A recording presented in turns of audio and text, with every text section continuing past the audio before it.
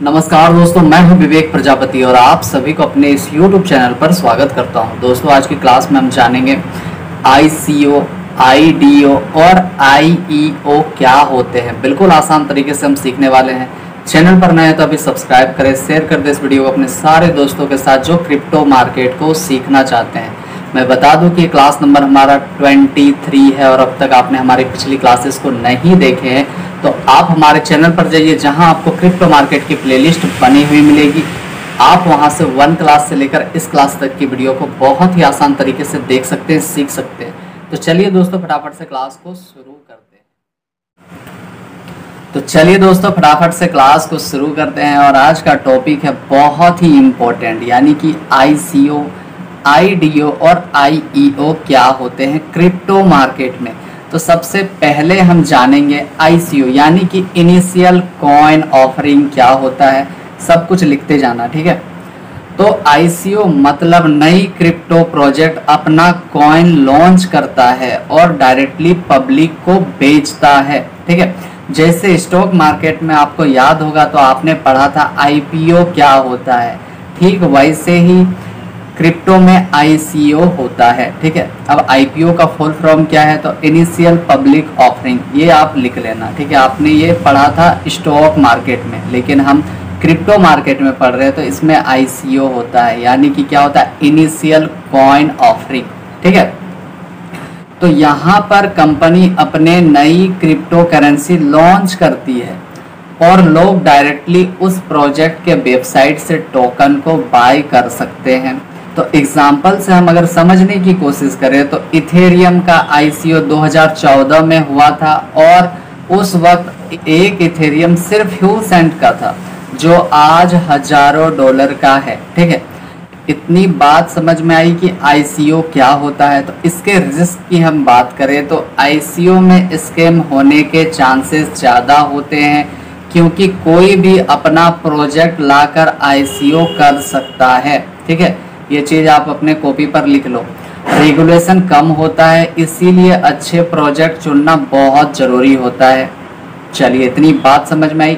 अगला नंबर हम जानेंगे IDO यानी कि इनिशियल टैक्स ऑफरिंग क्या होते हैं। तो IDO का मतलब है कि टोकन लॉन्च होता है डिसेंट्रलाइज्ड एक्सचेंज यानी कि DEX पर, ठीक है। यहाँ प्रोजेक्ट अपना टोकन किसी डिसेंट्रलाइज्ड प्लेटफॉर्म जैसे पैनकेक स्वैप और यूनिस्वैप पर लिस्ट करता है। यहाँ पर लिक्विडिटी पोल्स होते हैं और यूजर्स तुरंत टोकन को बाय और सेल कर सकते हैं। और IDO का एडवांटेज है कि यह फास्ट, चीप और एसेसिबल होता है। इतनी बात समझ में। अगला क्या है कि प्रॉस ऑफ IDO क्या है। तो ट्रांसपेरेंसी ज़्यादा होते हैं, लिस्टिंग तुरंत हो जाता है और KYC की ज़रूरत कम होती है, ठीक है। अब इसके रिस्क की अगर हम बात करें तो इसमें क्या होता है कि हाई वॉलेटिलिटी होती है, जिसके कारण प्राइस जो है जल्दी ऊपर नीचे हो सकते हैं, ठीक है। सब बात आप ध्यान रखना।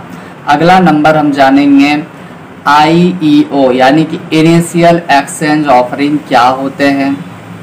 तो IEO क्या होता है, तो मतलब कि क्रिप्टो एक्सचेंज जैसे बाइनेंस, क्यूकॉइन प्रोजेक्ट के टोकन को अपने प्लेटफॉर्म पर लॉन्च करता है और यहाँ प्रोजेक्ट एक्सचेंज के थ्रू अपना टोकन को बेचता है।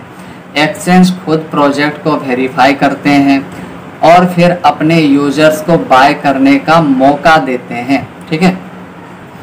अब इसमें हम पावर्स ऑफ IEO की अगर हम बात करें तो ट्रस्ट ज़्यादा होता है, क्योंकि एक्सचेंज प्रोजेक्ट को वेरीफाई करता है, स्कैम चांसेस कम हो जाते हैं और बहुत बड़ा यूजर बेस मिलता है, क्योंकि एक्सचेंज के मिलियंस ऑफ यूजर्स होते हैं। इसके अगर हम रिस्क की अगर हम बात करें तो एक्सचेंज फी ज़्यादा होती है और हर प्रोजेक्ट को IEO अप्रूवल नहीं मिलता है, ठीक है। इतनी बात समझ में आई कि तीनों में क्या क्या अंतर हैं, यानी कि ICO क्या है, IDO क्या है और IEO क्या है। बिल्कुल क्लियर हैं? अगर समझ में नहीं आया है तो आप प्लीज़ वीडियो को 1 से 2 बार पीछे करके देखिए। बिल्कुल आसान तरीके से मैंने समझाया, बिल्कुल समझ में आएगा। उसके बाद भी अगर समझ में नहीं आ रहा है तो आप हमें कमेंट करके पूछ सकते हैं। ठीक है, चलिए आगे देखते हैं। इतनी बात समझ में आई होगी आप लोगों को। आप देख सकते हैं ICO, IDO और IEO जो अभी हमने बहुत ही अच्छे से समझा है। आगे हम देखेंगे कि ICO, IDO और IEO में फ़र्क क्या है। तो आप देखेंगे फीचर्स ICO, IDO और IEO यानी कि प्लेटफॉर्म की अगर हम बात करें ICO को तो डायरेक्ट वेबसाइट है और रिस्क इसमें क्या है कि हाई है। ठीक है, ट्रस्ट कितना है तो कम है और एसेसिबिलिटी क्या है तो बिल्कुल ईजी है। ठीक है, वहीं अगर IDO की हम बात करें, इसके प्लेटफॉर्म की अगर हम बात करें तो आप देख सकते हैं डेस्क यानी कि यूनिस्वाप और पैनकेकस्वैप। ठीक है, तो इसके अगर रिस्क की बात करें तो मीडियम है और ट्रस्ट कितना कर सकते हैं तो मॉडरेट आप देखेंगे यहाँ पर, और एसेसिबिलिटी तो बिल्कुल ईजी है। ठीक है, वहीं अगर हम IEO की बात करें तो इसके प्लेटफॉर्म की बात करें तो CEX यानी कि बाइनेंस है और Qcoin है। इसके रिस्क की अगर बात करें तो बिल्कुल लो है, ट्रस्ट सबसे ज़्यादा है जो भी आपने देखा। और अगर इसके एसेसिबिलिटी की अगर हम बात करें तो लिमिट टू एक्सचेंज यूजर जो अभी आपने देखा कि हर प्रोजेक्ट को IEO अप्रूवल नहीं मिल सकता है, यानी कि लिमिट है, कुछ ही यूजर्स को मिलता है। उम्मीद है इतनी बात समझ में आई होगी। आगे देखते हैं। अब बात होता है कि किसे चुने। ठीक है, सबसे इम्पोर्टेंट है। तो सिंपल भाषा में अगर हम समझने की कोशिश करें तो मेरी बात ध्यान से लिखते जाना। अगर आप बिगिनर्स हैं तो IEO ज़्यादा सेफ है आपके लिए। अगर आप जल्दी एंट्री चाहते हो तो IDO बेटर है।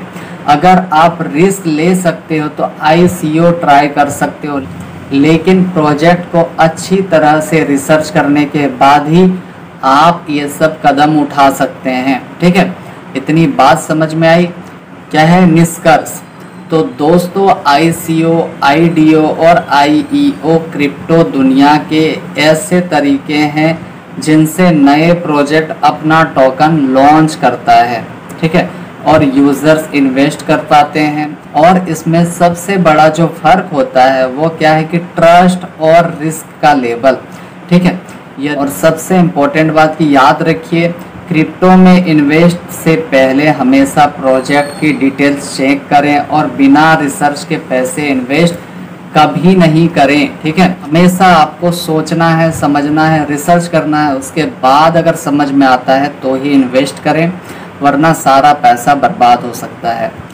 तो चलिए दोस्तों, आज के लिए इतना ही था। हम मिलते हैं आप सभी से अगली क्लास में। तब तक के लिए आप सभी का बहुत बहुत धन्यवाद। और प्लीज़ जितना हो सके सपोर्ट कीजिए, वीडियो को ज़्यादा से ज़्यादा शेयर कीजिए अपने दोस्तों के साथ जो क्रिप्टो मार्केट को सीखना चाहते हैं।